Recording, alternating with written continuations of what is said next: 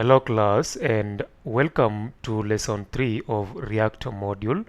In our previous two lessons we have done introduction to React and we have done lesson 2 on creating a simple React application, and now in lesson 3 we want to look at understanding the React folder and React file structure. And the objective of this lesson is to help you understand the file and the folder structure of React application. So with that said, let's get started. So once you create your React application, and allow me to turn to my Visual Studio and see the project that we've created in our previous lesson 2.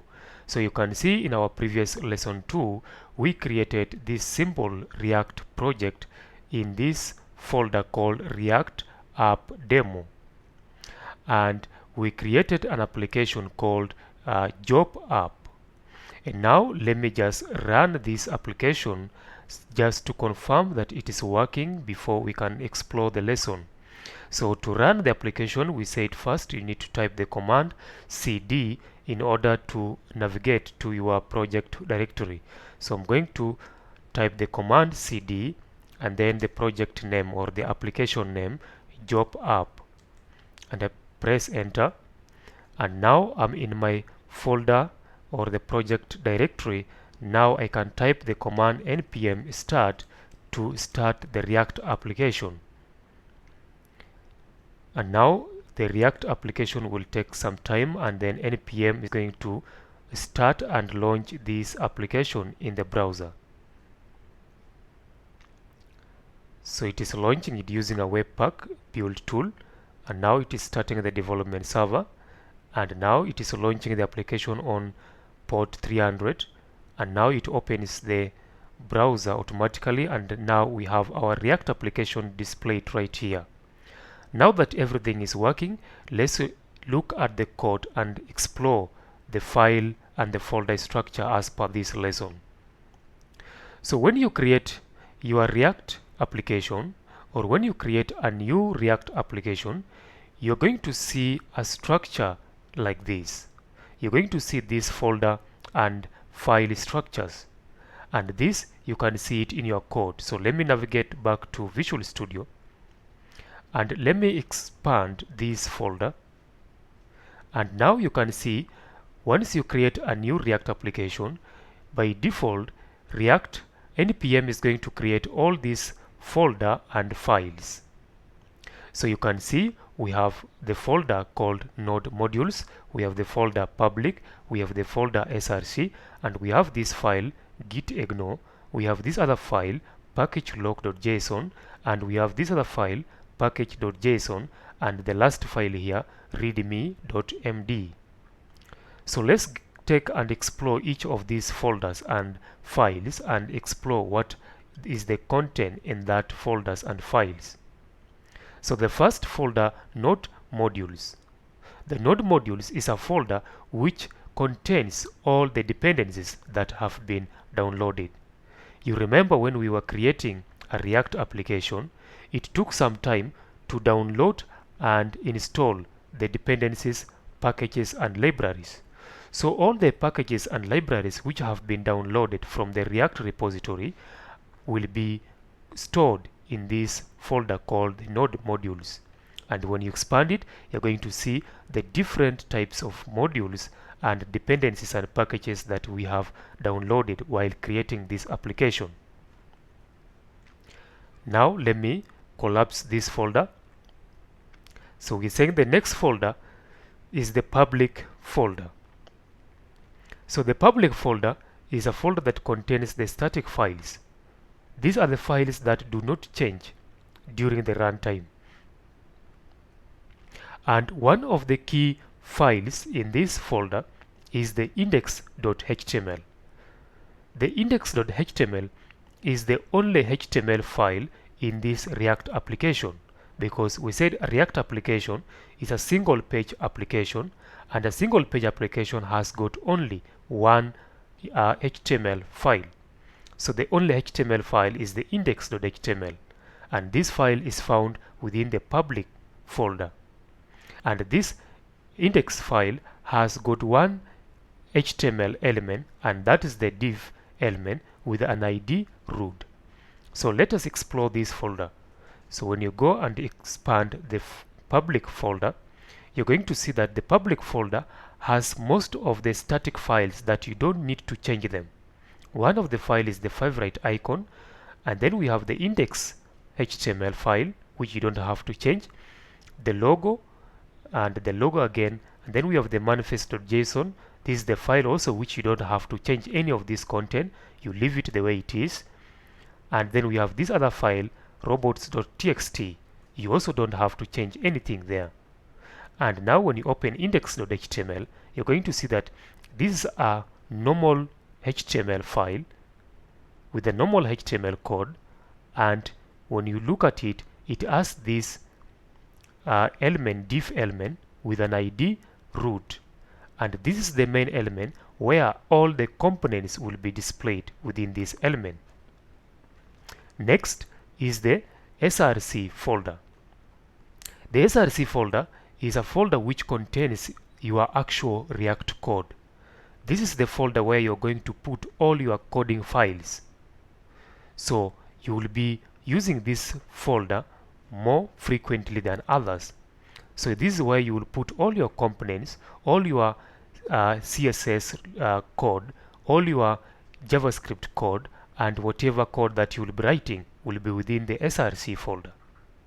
And the src folder contains the index, not really, but the index is a different folder, it's a different file which we're going to see. So when we explore this, when we expand this folder, you're going to see that this folder has got these files within it. So the first file that we want to see is app.js. The app.js is the main component. We shall learn later about the concept of components. So the app.js is the main component which is generated by default when you create your React application.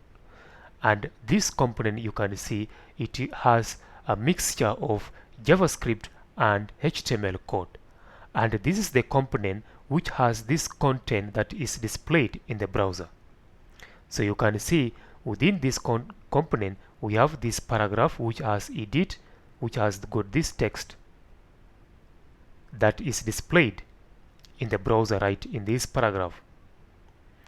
You can see it also has this hyperlink, the anchor link here with the text learn React, which is also displayed right here.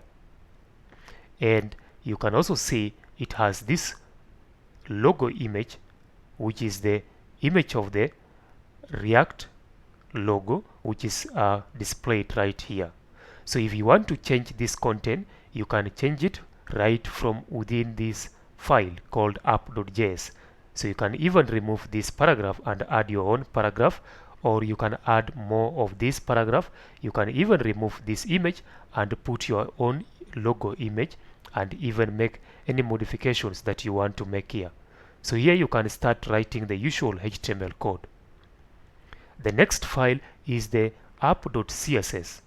The app.css is the file that contains the CSS code that will be applied to this component app.js. So how do we apply that? We write the CSS code in this file called app.css, and then when we come to app.js, we make sure we import that file in order to apply the styles in this file. So the styles that are here in app.css will be applied in the app.js by importing it right here on line 2. The next file that we want us to explore is the app.test.js. This is the file that we will not look at it right now. We will look at it when we do the application testing. The next file within this src folder is the index.js. The index.js is the starting point of your React application. When you run your React application by typing the command npm start, the first file that is looked up for is index.js. Within this index.js, we have this simple code right here.